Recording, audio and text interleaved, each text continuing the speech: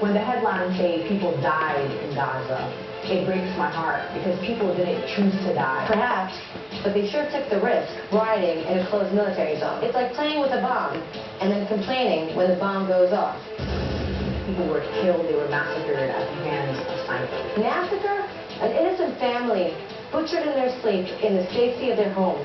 That's a massacre. The majority of the media coverage on what's happening in Palestine and Gaza is very problematic. It talks about two sides, but that's not actually the reality. So reality has only one side, right? Let me guess. That would be yours? People have a right to protest. True, but there's protesting, and then there's rioting.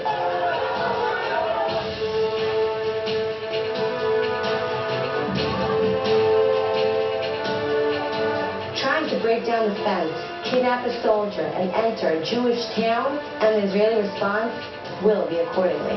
Snipers that have killed over 50 people in one day. 5 people, you meant Hamas terrorists, right? الجولة الأخيرة استشهد 62 شهيد. People being killed by snipers, smoke in the air, people running away from violence. If they're trying to run away from violence, I think they might be running in the wrong direction.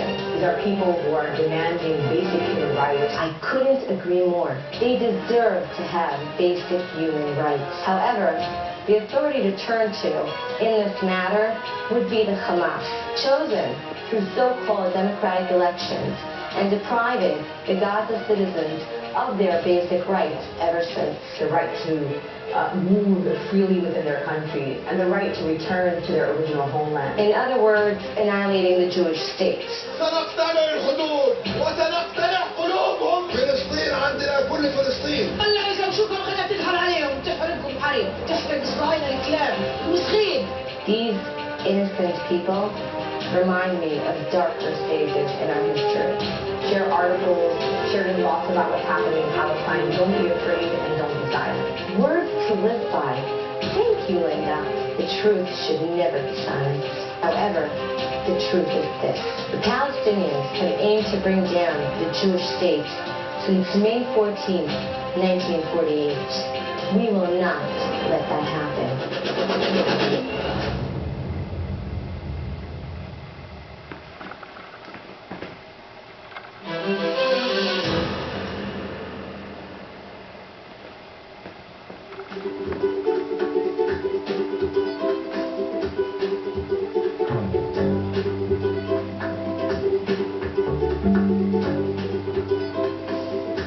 I guess that if you look around, you wouldn't imagine that you are just about 10 kilometers from Jerusalem. It looks like a great estate in Bordeaux, and yet we are near Jerusalem in Castel Winery, state-of-the-art winery and one of the leading wineries in Israel. I had a plot next to the house, and one day I decided to plant it with vines. A really small plot. We made 2 barrels, and these 2 barrels made 600 bottles. That small plot next to the house, historically, will be the first plot in modern Israel planted in the Judean Hills. Out of that plot today, there are more than 300 hectares in the high mountains of Jerusalem. Our terroir is completely different from the Upper Galilee or the Golan. We are completely influenced by the sea. So really we have something special.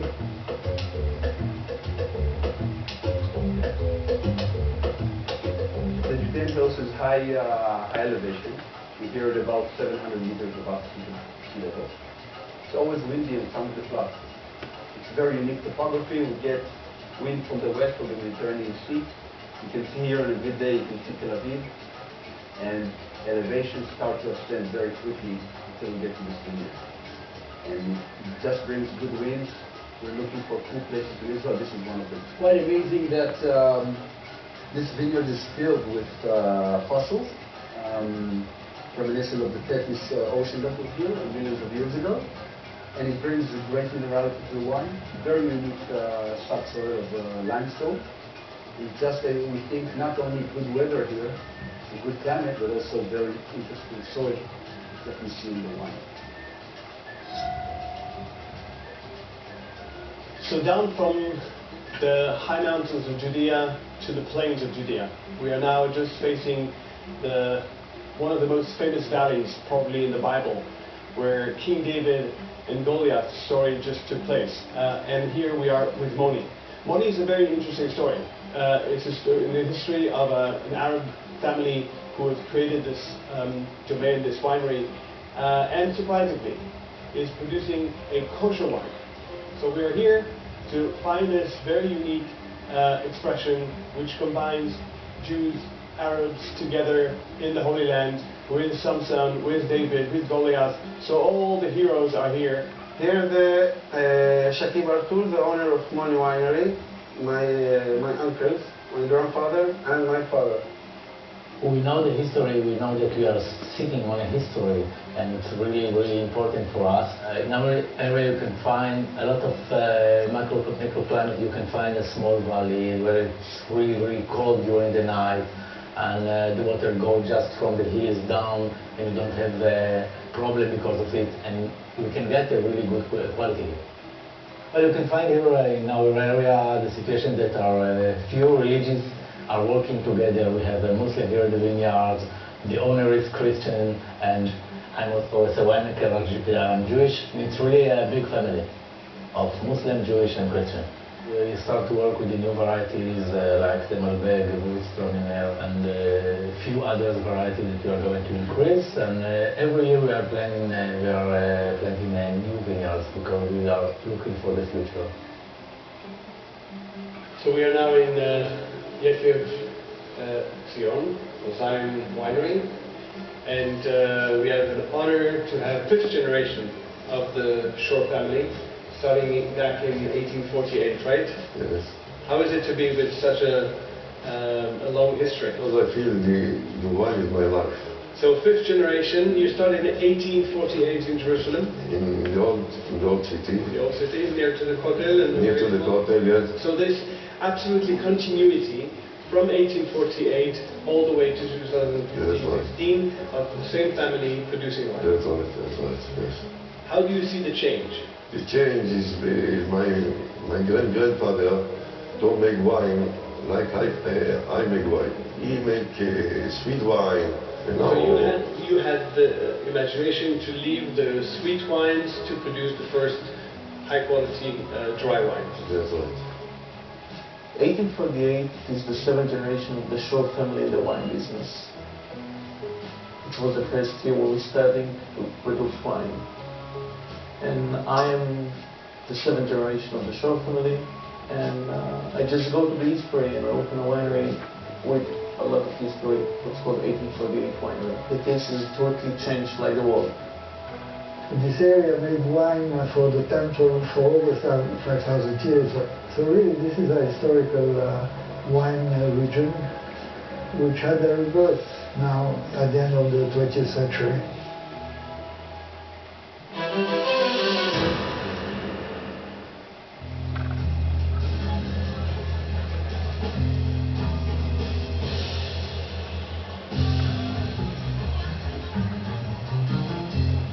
Finally happening. We're setting the Guinness World Record for the world's largest Shabbat dinner ever. We're bringing together 2,000 people to celebrate a Shabbat meal in one place.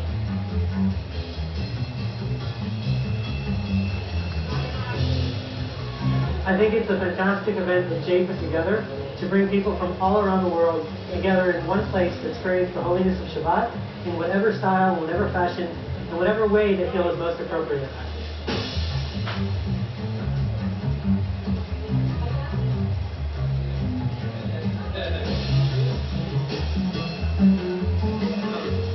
We've got a Guinness judge, a Guinness adjudicator, who is flying in especially from London to be able to testify that indeed we are setting this world record. It's a brand new record. It's a challenging record because we require at least a minimum of 1,000 people to attend. And there are certain guidelines that they will have to follow, certain rules, and that's what I will be checking. What amazes me is the first time ever in life that I've been in such a place where serving catered meal, profit meal for over 2,000 people in one place. Amazing. Well, you know, numbers are very important for Judaism. The Torah tells us exactly how many people left Egypt, how many people were killed in the book of Esther, how many mitzvahs we have, and so it's almost as if they anticipated that there would be a Guinness Book of Records. And so I want to be part. I wasn't part of the earlier events of Judaism. I want to be part of this record-breaking event. And then, next year, I want to be part of another event that breaks this record.